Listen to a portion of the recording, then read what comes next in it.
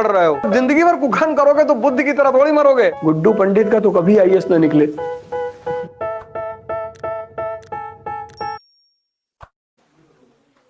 यानी तुम किताब पढ़ते भी हो तो भी तुम निकालने वाली चीज नहीं निकाल पाते। देखो अपने तुम मानसिक स्थिति को, ये सोचने का तो परिणाम है। अब वो जो डायग्राम मैंने बनाया वो यहां नहीं बना हुआ है, तो तुम नहीं सोच पाए, तुम नहीं कनेक्ट कर पाए। लिखा है कि नहीं?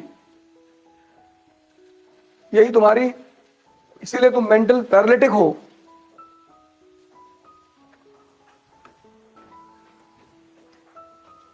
इसी को ठीक करना है।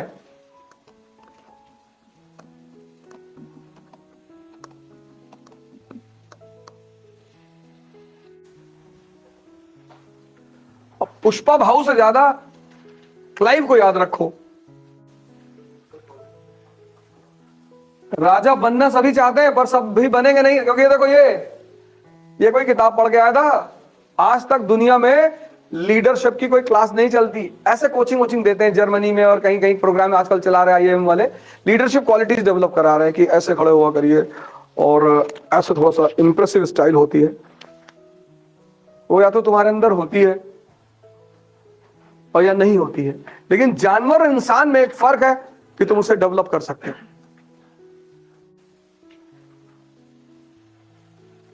एनिमल वर्ल्ड में कुत्ता शेर नहीं हो सकता, लेकिन ह्यूमन वर्ल्ड में हो सकता है। गांधी जी को देखो,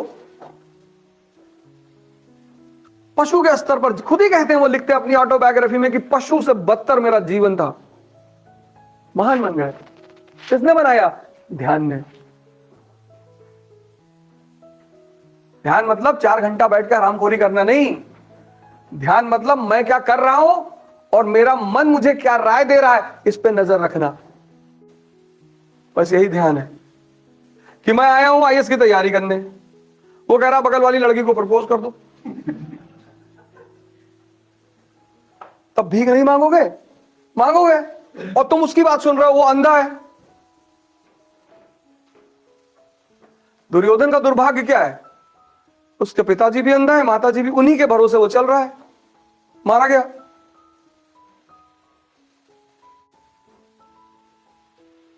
मूवी देखने के लिए इसको मूड नहीं बनाना है। कभी मूवी देखने गए हो तो मूड बना के गए हो कि मूड नहीं कर रहा है, चाय पी ले तब मूवी देखें?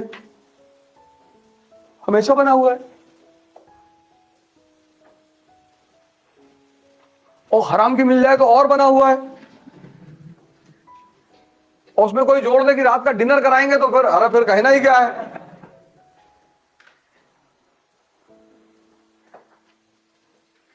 लेकिन पढ़ना हो तो कहता कोहरा बहुत है आज तो रजाई से निकलने का मन ही नहीं कह रहा है।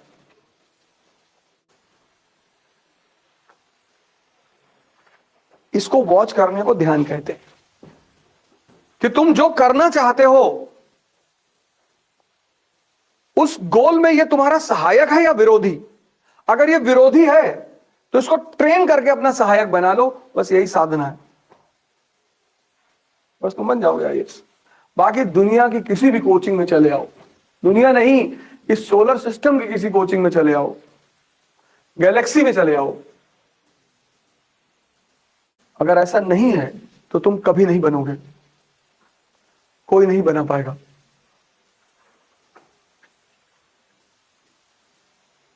लाइव गया 1767 में। देखो तारीफ करो इसकी यार, तुम कहा पुष्पा भाऊ बन रहे हो। इमेजिन करो कि यार क्या बात रही होगी इस आदमी में। तो थोड़ी कहा होगा कि सर हम पहले कभी गवर्नर नहीं थे साहब, हम कैसे करें। दिमाग देखो, आ रहा गवर्नर बन के कि हम संभालेंगे, हम खेलेंगे। सर हमको डर लग रहा है। किसका? लग रहा है हमारा नहीं होगा। नहीं होगा तुम्हारा। जब तुमको लग रहा है तो मैं एश्योरेंस कैसे दे दूं?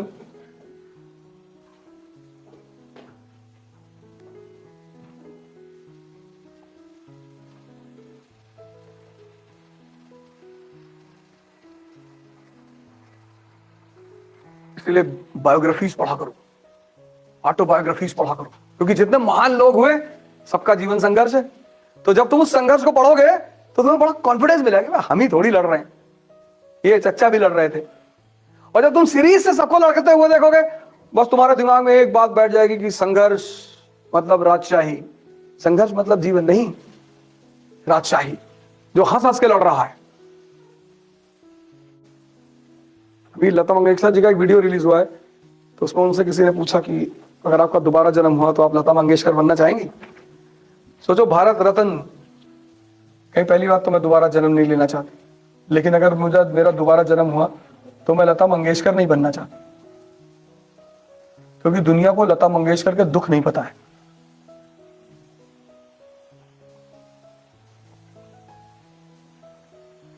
और क्या लोग यार, भारत रत्न तो मिल ही गया, इतने लोग आपको मानते हैं, पूरा भारत रोया उस लेडी के मरने पे।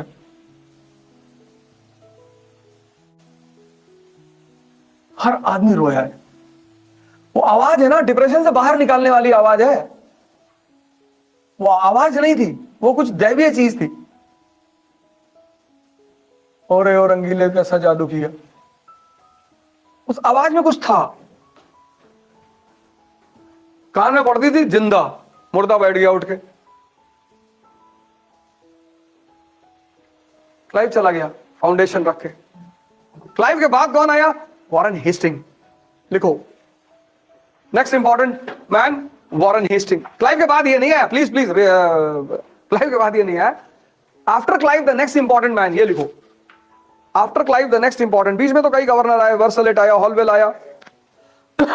After Clive the next important man is Warren Hasting. Warren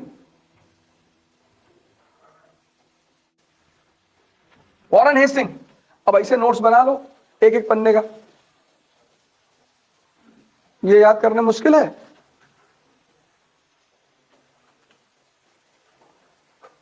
तुम पूरी किताब नोट डाउन करते हो, कहते हो नोट्स है।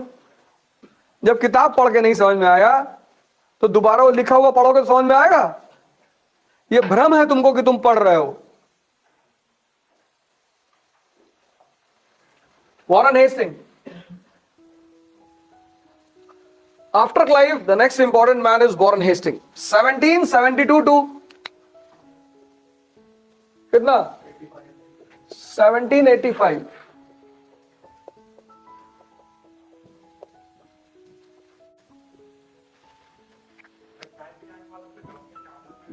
हाँ, तो जो आदमी कांड करेगा तो चार्ज तो लगेगा ही। करप्शन का चार्ज लगना अच्छा है यार। आत्महत्या किया था उसने, he committed suicide। क्या फर्क पड़ता है, खेल तो चल ही रहा है ना। हाँ, दुनिया खेल चलते रहना चाहिए। करप्शन चार्जेस इतना लूटा उसने इस कंट्री को। यूएस में जाके पूरी प्रोविंस खरीद लिया उसने। यहां लोग मकान नहीं खरीद पाते, उसने पूरा पूरा प्रांत ही खरीद लिया यूएस में। अमेरिकी जो कॉलोनियां थी तब, यूएस नहीं था सॉरी, तो उसने वहां में पूरा पूरा प्रांत ही खरीद लिया। 50 लाख रुपया अप्रोक्सीमेटली जाफर ने दिया था उसे, अप्रोक्सीमेटली 1757 में। 1757 में 50 लाख प्लस अलग से वो कितना लिया होगा?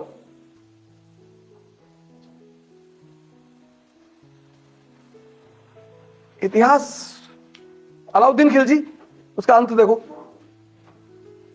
तो राजशाही का तो नियम है, जब जिंदगी भर कुखन करोगे तो बुद्धि की तरह थोड़ी मरोगे। और राजशाही मतलब कुकर्म। इसीलिए तो सब राजा बन नहीं पाते, क्योंकि स्कूल की जो लाइफ होती है उसमें यही पढ़ाया जाता है, honesty is the best policy.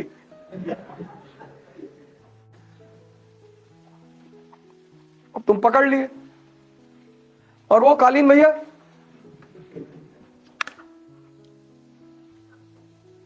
सोचो, एक अपने बेटे को, दोस्त को अपने सामने उड़ा देता बिठा के।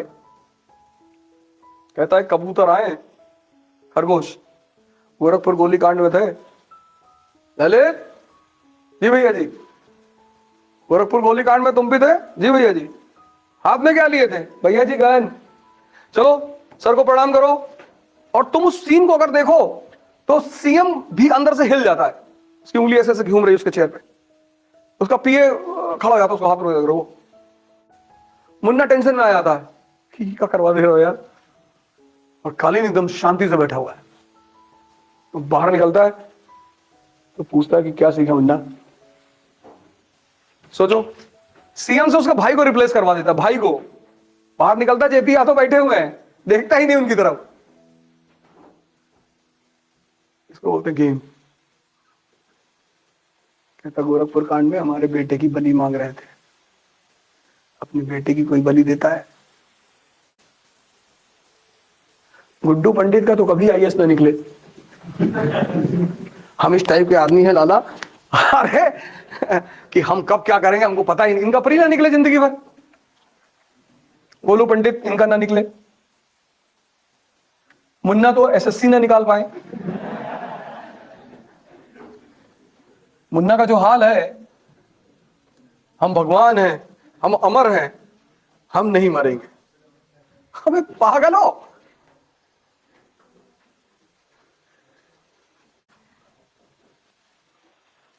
दद्दा त्यागी है आईएएस निकालने वाला स्टफ, लेकिन दद्दा त्यागी जो है वो हाइट से मार खा जाएंगे। अब सोचो मुन्ना को तुम किसी से मिलने का, उसके बाप की बुराई उसके लौटे के सामने कर लो, क्या भाई ये दद्दा है? तुमको बोलने की तमीज नहीं, तुमको समय की परख नहीं है।